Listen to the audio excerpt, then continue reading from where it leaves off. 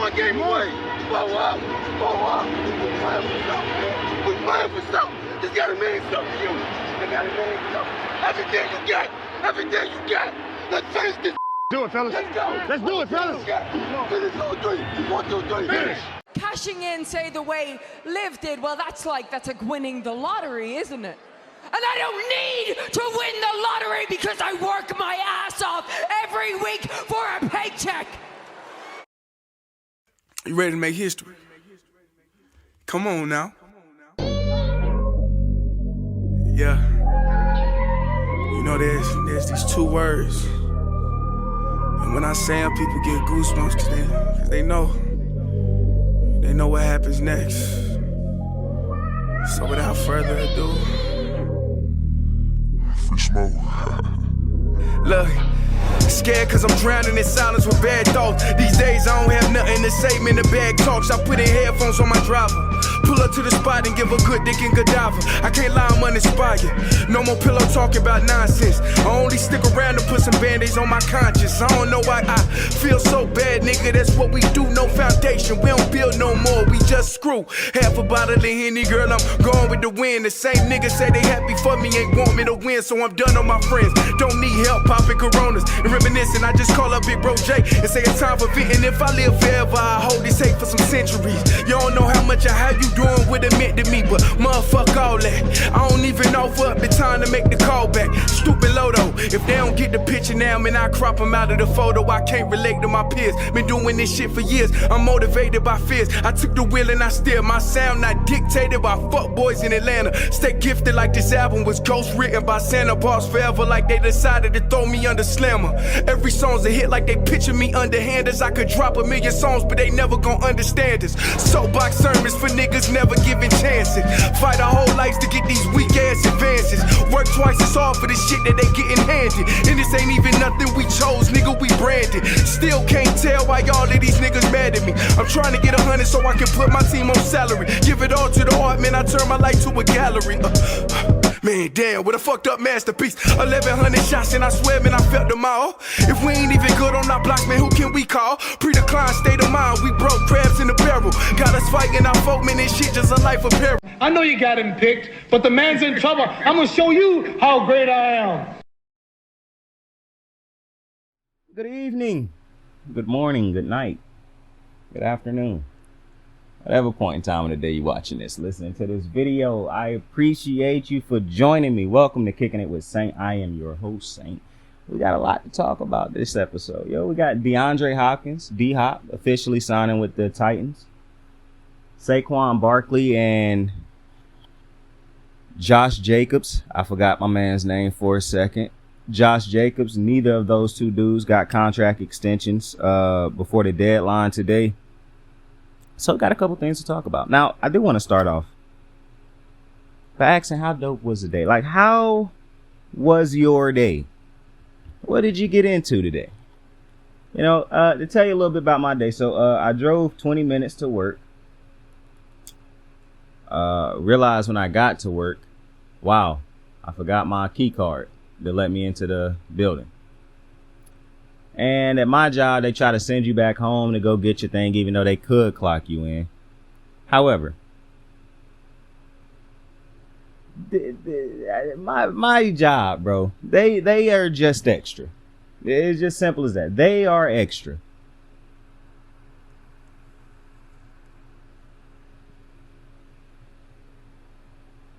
But then, when I think about it, the times that somebody have looked out and tried to clock me in or told me that they would clock me in, they forget to do it. And my check is missing a day's worth of work. It's done been worse than that, but I ain't gonna get into that. So, I just said I'm gonna just put in PTO. Cause I'm not driving back home and coming all the way back up to this month just to get sent right back home.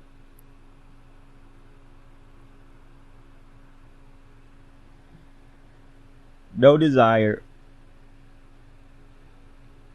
whatsoever to do that. Now, apologies for starting out starting out the show so slow. Where is my water? But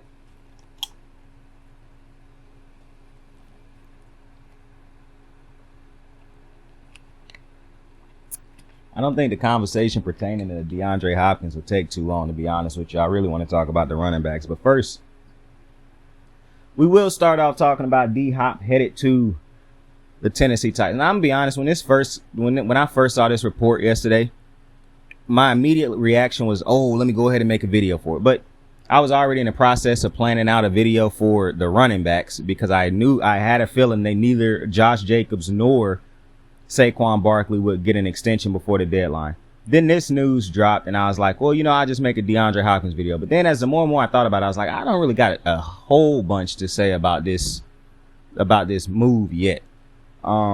Pertaining to how better it make the Titans. Because I don't really think that this move make the Titans that much better. Now, I understand some people say, well, when the Titans had A.J. Brown, they could do what they needed to do. They lost him. They weren't able to do what they usually do. Now that they get him back, then it'll be, back on track. I don't agree with that. For one, other teams got better. It's just plain and simple. Derrick Henry is getting older. Tannehill is starting to show you he is not a franchise quarterback. He is an average quarterback who had a couple decent years in there, who was coached up very well. And I also realized that y'all don't know the difference between when you can clearly see a player being coached up and when a player is just a great player who also has great coaching on his side. It's very weird to me. But nonetheless, I like D-Hop. I thought Baltimore should have went after D-Hop more than they should have went after Odell for the simple reason D-Hop has been the better player over the last, 4 or 5 years than OBJ. OBJ coming off of 2 injuries, missed the season. I understand he was the MVP. He could have been MVP in the Super Bowl before he went down to injury. But I'm just going off of what I've seen. I understand this thing going around where D-Hop never open. He never been open. He always make contested catches and this and that. And listen, I understand all that, but D-Hop is still a great receiver. Like he tweeted, he'll retire when he is no longer an 1,000-yard receiver. That's just the nature of the business. He was on pace to go for 1,400 plus yards last year, if not for missing those games. And he got hurt, I believe, when he came back. So I'm not understanding why it took so long for DeAndre Hopkins to find a new home. I don't understand why contending teams that need receiver help didn't go out and get him. The 2 teams, I knew Baltimore wasn't going to get him after they went and got a receiver in the draft and signed OBJ, so I knew that was out of the question. However, what I don't, for one, D-Hop is a more proven receiver than any receiver on the Ravens roster. So the Ravens feeling like, oh, we done spent enough on offensive help. The Ravens spend more on defense than they spend on offense on a regular basis. Take out Lamar's contract, which he just got. They never gave him an extension earlier when he was balling out like they could have. But they kept bringing in high-priced defensive players who let you down left and right. Some of them didn't. Some of them did. But you willing to take that opportunity, that chance, but you wouldn't do it with a D-Hop. That just don't make sense to me. He not injury prone. He was suspended last year, still had a great year. Before the suspension, he always done been an 1,000-yard receiver. Who done played with worse quarterbacks than D-Hop over his career and produced the way D-Hop has produced over his career? I'm so confused by how the media can just create these narratives, how talking heads can just create narratives about players and you don't just watch what you see on the field. Like if D-Hop had a legitimate decline in his game, that'd be one thing. But when you turn on the film, D-Hop did not decline. But for some reason, because the tape didn't show it, talking heads on ESPN, on NFL Network, on Fox can just say, on FS1, can say that he declined, and you believe it. Because they get to call themselves experts, even though they say things on a multitude of occasions that we know to be ridiculous, or biased, or not true, or stupid. But for some reason, this narrative that D-Hop is no longer a good receiver or a top tier receiver, that's crazy to me. That's absolutely insane. To me, it's just like when people was trying to say Devontae Adams is no longer a top receiver. What are you talking about? Just watch the tape, bro. Just watch the tape. Like you being mad at DeAndre Hopkins, or you feeling like DeAndre Hopkins you feeling like Devontae Adams made a bad decision by going to play in Vegas with Carr rather than staying with Aaron Rodgers should not equate into your math. It has nothing to do with how great the dude still is. I was finna call DeAndre Hopkins I was finna call Devontae Adams a kid, and I'm pretty sure I am older than well, you know what? Devontae Adams and me might be the same age, or actually he might be 1 year older than me. I think Devontae Adams is like 30 or 29. If he 29, me and him the same age. If he 30, then he a year older than me. You know, some people be scared to tell their ages and shit. I could care less about that. Like, I think some people don't want to tell their age because they pedophiles. I really think most men that I run into that be scared to tell their age to a group of people is because they want to hunt younger girls. I done noticed in my everyday walk that a lot of older dudes prefer young women who are impressionable, who it's disgusting to me, to be quite frank with you, but I noticed that. Nonetheless, I could care less about people knowing my age, bro. I really don't care if you know how old I am. I'm not trying to hide my age. You know what I'm saying? But with that being said, I don't understand why fans choose to listen. And I get it. Most fans not going to look at other teams play. You only watch your teams. I don't consider those people to be football fans, to be honest with you. It's called football, not the Commanders or the Ravens or the Titans. It's multiple teams that you watch in this sport. So being a person who watch these other teams play aside from Baltimore, I don't understand, you know, this. So for the last couple of years, I done said very bluntly, I don't think Kyler Murray is a franchise quarterback. Before everybody started tearing him down and all that, back when they was ranking him over Lamar Jackson, I was saying, what do he do better than Lamar? What has he done better than Lamar? They give so many guys accolades and don't actually force them to prove anything. Like, I just saw ESPN's top quarterback ranking, and you know, that's one of the things that's going to always be irritating, that the media, sports media, is so heavily based in white bias. Because could you imagine if Lamar Jackson and Justin Herbert switched careers? Do you think Lamar would be rated higher than Justin Herbert at that point? Or do you think him being a white dude have something to do with it? Joe Burrow done been to a Super Bowl with as much talent on his team as you done seen on any team, but they never say anything about it. Do you think that got something to do with him being a white quarterback? And they prop him up every chance they get. I hear reporters all the time talking about, oh, he dragged the Bengals to the playoffs. What are you talking about? This ain't the same Bengals. They did the same thing for Baker Mayfield, when he got to the playoffs, as if he led the team to the playoffs. And then you started judging him based off of all the shit that happened to the bad Browns in the past. I don't judge you off of that. I judge you off of what you do. Yeah, other things that happened in the past come into play in certain instances, but because the Bengals used to be bad, to say that Joe Burrow is reviving a bad Bengals team when the Bengals was a good team when he got there, they just needed a quarterback. This is not a team void of talent. Joe Burrow done had talent every single year he done been in the NFL. Lamar Jackson haven't. Josh Allen didn't every year. But I don't really understand it in a certain instance, but I do realize that white bias is just going to naturally run wild in sports media because so many sports media members are white.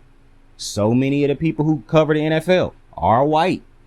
And when any black reporters and analysts say anything, you know, I might not agree with what Kendrick Perkins had to say about Nikola Jokic, but Kendrick Perkins can't just say what he wants to without somebody saying, oh, he racist. That's going to be something very easy for them to do when it comes to Kendrick Perkins. But somebody like JJ Redick can be as critical as he wants to of anybody, and you won't take offense to it because he's white. It's just how the sports media goes. I see it all the time. All the time. Michelle Beadle, as good as you might think she is, was terrible, in my opinion. She constantly insulted people. To me, how disrespectful she was to LeVar Ball and Lonzo Ball, specifically to Lonzo, when he had nothing to do with nothing, but you wanted to disrespect him and his dad because you didn't like a dad supporting his son the way he did.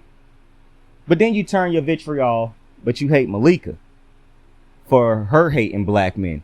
So you care about black men being hated now when a black woman hating on them, but when the white woman do the same thing, speechless. That's weird to me. That's strange to me. That's heavily induced in racism to me, but Why you got to bring up racism, Saint? Why race got to play up? It's truly astonishing to me how stupid people can get on a day-to-day basis, bro. It really is. And that's what I'm saying. Everybody out here having kids and shit. This is real travesty because some of you not mentally capable of having kids. You're not mentally aware. You're not mentally at that point where you can have a kid and raise them to be a good person. You raise them to be just as ignorant as your ignorant ass. But you know, it's none of my business. I don't even know why I brought it up. But D-Hop to the Titans it's a good move. They needed a receiver. However, I do not think this really changes the Titans that much. It might get them the division win again because the division might not seem as strong, but I don't think that they win in the division. I think you got the Jags there, and now you got the Colts if Anthony Richardson turned out to be a great quarterback. But I'm definitely taking the Jags again in that division. I took them last year. I'm definitely taking them again this year. But I do like the addition. But it's not an addition that really swayed me too much because the Jags just re-signed Ingram to a long-term extension at tight end. They just got Calvin Ridley back, and I just saw a picture of Calvin Ridley working out. The dude looked jacked. So, I mean, I like the additions, and it's not really an addition when you get Evan Ingram back because he was already there. But now you get an Evan Ingram who is paid, he happy. So you might get an even better version of him.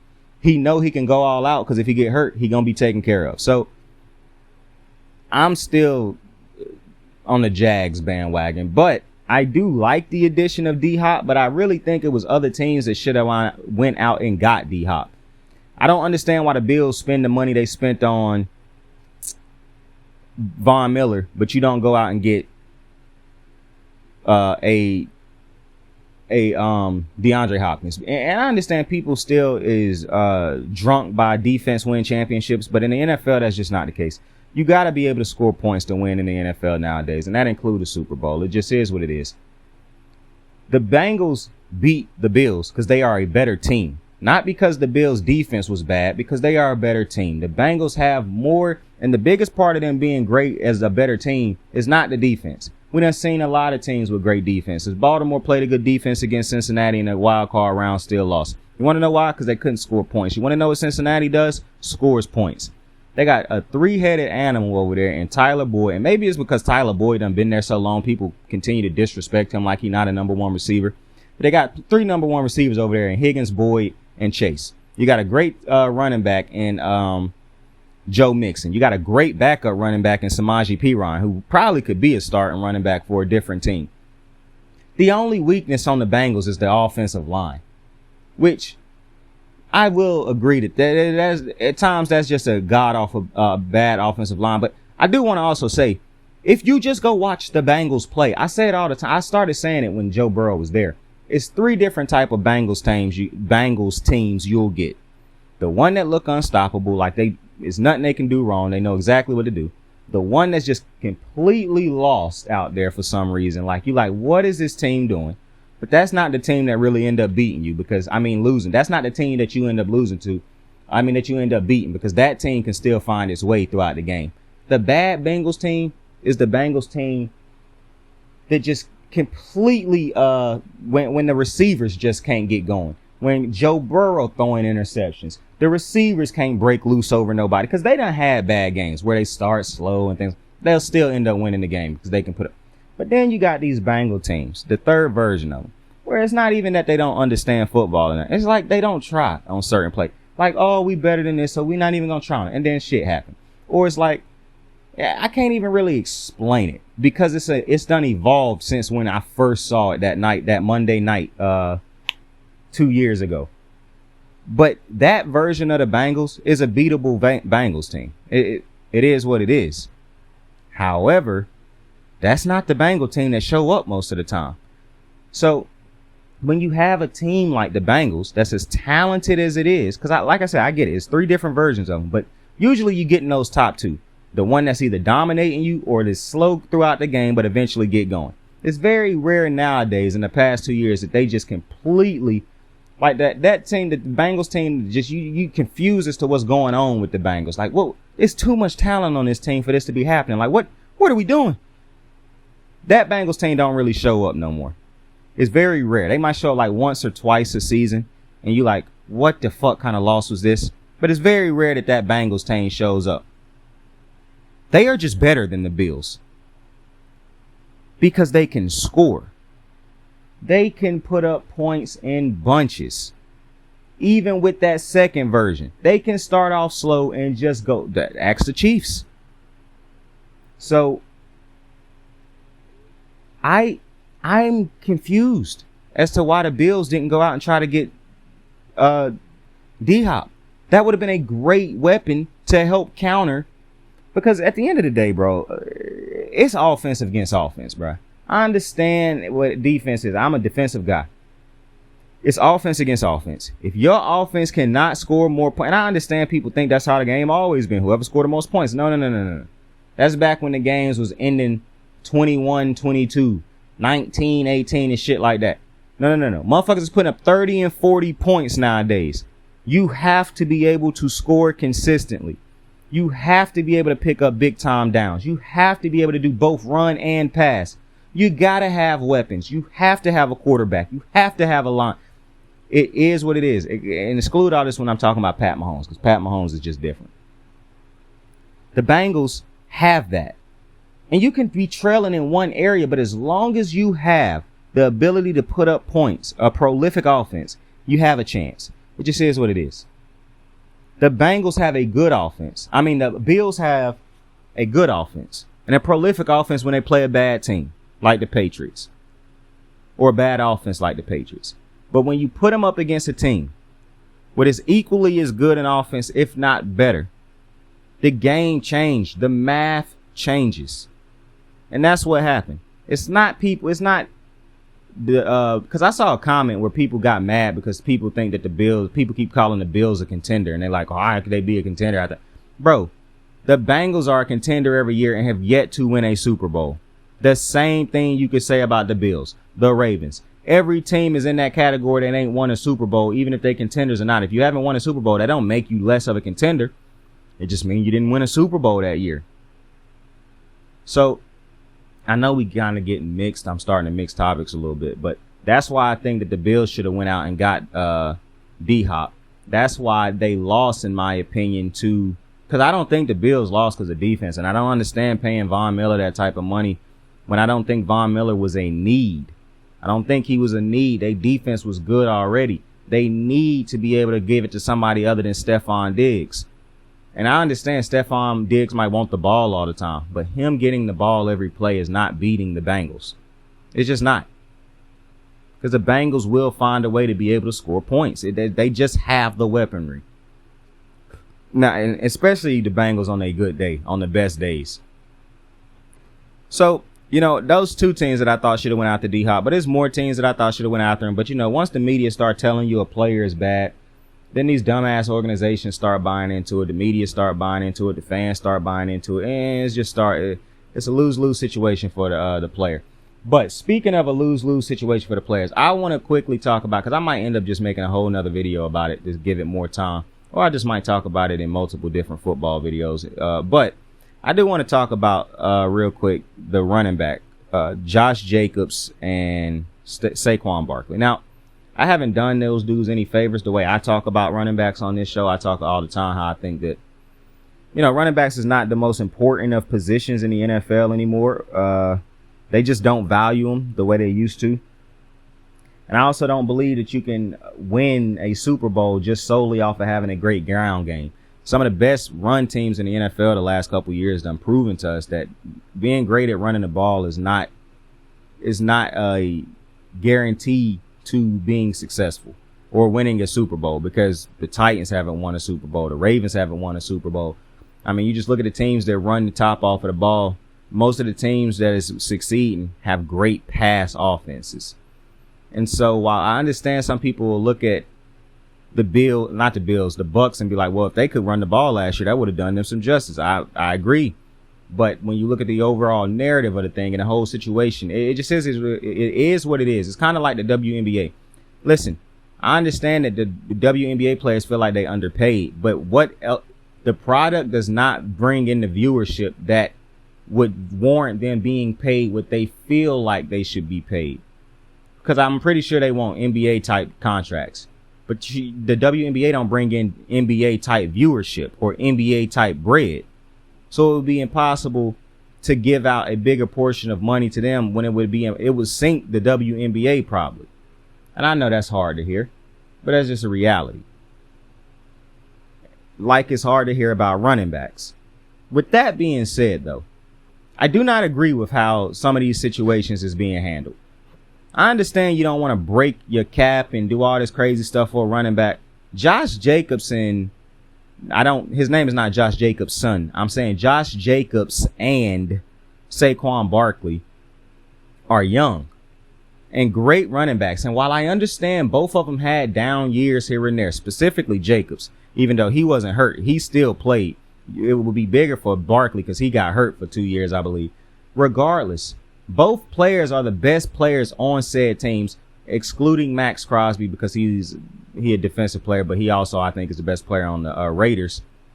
Josh Jacobs and Saquon Barkley are the offenses for their team. Point blank, period. I don't understand how Daniel Jones, other than he a white dude who was drafted high and the Giants was going to pay him regardless off of his mediocre season. But I don't understand when you get to the point where even when a running back is your entire offense, you still choose not to pay him. That's crazy to me. Like, to me, when you look at how they do running backs, like, to me, the CB, see, that's why I get so irritated with the NFLPA, because I feel like they don't really care for players the way they supposed to. Like, if you did care for the players the way you're supposed to, why do you not negotiate certain type things into your contracts? It's the same thing I say about the NBA. Why do you still have, if you really care about players, why haven't you tried to negotiate getting the franchise tags out of it? Like, if you cared about players as an NFLPA, there should be no such thing as a franchise tag. But that's still in the sport. But you care about having certain days off. And this is why I care less about the PA, because they don't really care about players. Because if they did, they would go to bat for running backs. It's gotta be a way to fix this scale so running backs can stop being ran into the ground and not paid for it. And I know it's broke people out there that's gonna say, well, they make $5 million, they make $6 million. That's more than I make. We're not talking about you. You don't take the punishment they take. You're not required to do their job. We're not asking you to do their job. You stay in your broke world and remain broke with your broke thoughts. We're talking to critical thinkers, smart individuals, people who are actually empathetic and understand if I were in this situation, I wouldn't be happy about it. Josh Jacobs had too good of a year. And I said it at the time. I didn't think that his good year would really change much for his team or for him getting a contract. That's what I said. I didn't think it would help him get a contract. And that's a shame. Because what running backs put their body through on an everyday basis to be great, to then not be paid, I don't know about that, man. And then you pay Daniel Jones. Daniel Jones at no point in time in his career done been better than Saquon Barkley. Daniel Jones at no point in time in his career done been better than Josh Jacobs. Now tell me how importance matters for a quarterback even when they is the lowest of low quarterbacks. But a running back that's accomplishing, Josh Jacobs led the league in rushing last year, but he don't deserve to get paid. That's crazy to me. I mean, it's disrespectful. And the fact that the NFLPA haven't come to figure out, I don't understand why the NFL don't separate quarterback cap salaries with everybody else on the team, seeing as how the quarterbacks take up so much. And they could do something like this because coaches don't count towards your cap. So if they wanted to, they could definitely figure out how to get this issue solved. But for some reason, they won't, because they rather make sure they have certain days off and things like that. Don't have to come to a certain amount of practices or don't have to come to OTAs and things of that nature. But you don't think about things like this. Josh Jacobs could get hit the next time he play and change his life forever. And he will never have made the money he should have been allowed to make or should have made after what he did. And that's another problem I have with y'all. Y'all love to talk about what people deserve and don't deserve until it come to actually talking about what people deserve and don't deserve. Y'all love to talk about what they don't deserve, but when you actually have to come to the table and look at what Josh Jacobs done put forth, you like to try to scoff at it as if you could do it, or if that's something that every running back in the league is doing. You don't pay attention to the fact that he playing without too much offensive help around him. You keep boosting up Derek Carr. Only reason I could think of it is because he's a white quarterback. And shout out to Derek Carr, because I actually love Derek Carr. I think he's a good human being. I just don't think he's a top tier quarterback. But for Derek Carr underachieving, you gave him every excuse in the book. You got a running back who overachieved, or who did exactly what he was supposed to do. He don't get paid. I don't understand the balance. Derek Carr threw a little tension tantrum at the end of the year, him and Marcus Mariota, when they got benched and stopped showing up. And then it was all these white dudes, specifically Derek Carr. They deserve better. Well, what did Josh Jacobs deserve? Because he was there in that fire losing them games too. And he still had to do his job. And he ended up doing his job. He played behind the same offensive line, same weaponry on the outsides, same quarterback, same coach. Every time somebody talk about Derek Carr, oh, he dealt with John Gruden. Yeah, Josh Jacobs went through all that too. So, I do not blame owners for how they have paid running backs. I understand you could look at Ezekiel Elliott, got paid nowhere near the same Zeke before. You could look at another, what's the other running? David Johnson with the Cardinals a while ago, who got paid, never was the same after. The Cowboys ran DeMarco Murray into the ground. He never was the same after when he finally got paid by the Eagles. You could show time and time again how this happens, or why the owners would be right. However, the fact that the NFLPA choose not to try to do something about this when guys is so clearly being egregiously hoed. Like, this is fucked up right now, what's happening to Josh Jacobs. Specifically Josh Jacobs. I understand how great Saquon is, and I hate that this happened to Saquon also. But Josh Jacobs, you shouldn't have the year he just had and then turn around and not be. That's ignorant. But, because everybody else out there broke, people gonna be like, oh, well, he get paid good enough. So, you never win those type of situations anyways. But I do think something need to be done in the NFL about running backs. Running backs who is actually legitimately good running backs deserve to be paid. And this is the thing. It's so funny to me because the Browns made a great decision a couple years ago when they chose not to just suck up and buy into he a white quarterback. We drafted him number 1 overall, so he got to eventually be good. They did not pay Baker Mayfield. They let him go. And they are not paying for that. Now, they might be paying for some other things, but they're not paying a bill now on Baker Mayfield. I don't understand why you can't do the same thing when it comes to running backs. Determine which one should be paid, determine which one should be paid. That's confusing to me. On top of that, I don't like this. Well, do it another year and we'll pay you to see. What? This is not a quarterback position. This is a running back position where you damn near can lose your career every single time you get a handoff. And I understand that that's the reality for every football player, but every position does not take the ball and everybody is swarming to hit you. Receivers got more space to work most of the time. A quarterback can throw the ball away. It's a lot of rules to protect other players, not a lot of rules to protect running backs. So you don't protect the running back, you devalue the running back, and now you don't pay the running back. Even when they've been model citizens, great players, franchise guys, you still choose not to pay them. But Daniel Jones got paid. People was out here trying to trade for Sam Darnold and Baker Mayfield. Those type of guys were paid. But guys like a Lamar Jackson have to wait and go through hell to finally get his contract. Daniel Jones Saquon will probably have to do the same, as will Josh Jacobs. I'm just telling you right now what it is, man. I didn't tell you that this was all a racial bias, but it is a clear racial bias in sports. Now, that's not what's got to do with I'm wrapping the episode up by going back over everything. There's a clear racial bias in sports that could touch down to the black athlete not being paid when he should be paid. preferably to a white athlete being paid before they probably should be paid. Look at the how they hold Lamar Jackson to a standard that they have yet to hold Justin Herbert to. Yet. And then you got morons out there who's so scared of being wrong again because they worry about Lamar that they overhyping a guy in Justin Fields who clearly is not a good quarterback. The racial bias is so ridiculous that they getting it wrong on every turn, and you tuning in and eating that shit up.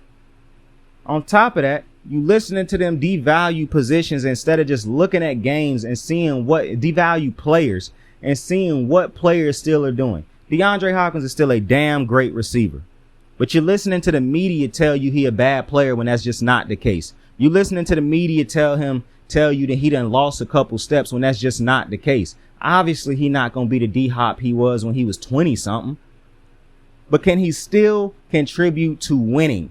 That's what matters. Not these fucking narratives that you create in your head to tell the stories to get views and clicks and all this other type of shit. Just tell the people what you see or what's happening on the field. Be honest about the racial biasness and standards that's held to the athletes in sports today. Be honest about how come on, Deshaun Jackson, Dez Bryant, both when it was time to get paid, you brought up they past. I didn't hear that when Christian McCaffrey got paid. Christian McCaffrey was hurt like his first 3 years into his new deal with the Panthers. I didn't hear nothing about that.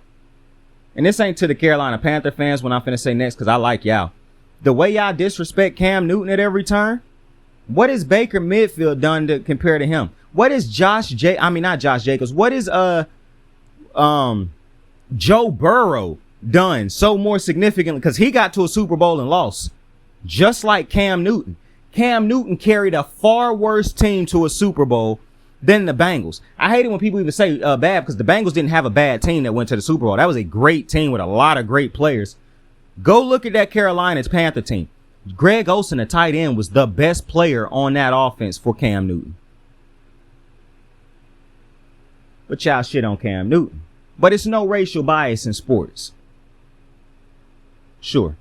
With that being said, I hope Josh Jacobs and Saquon end up somehow, cause I don't even think they can be paid at this point, but I just hope the situation work itself out for them.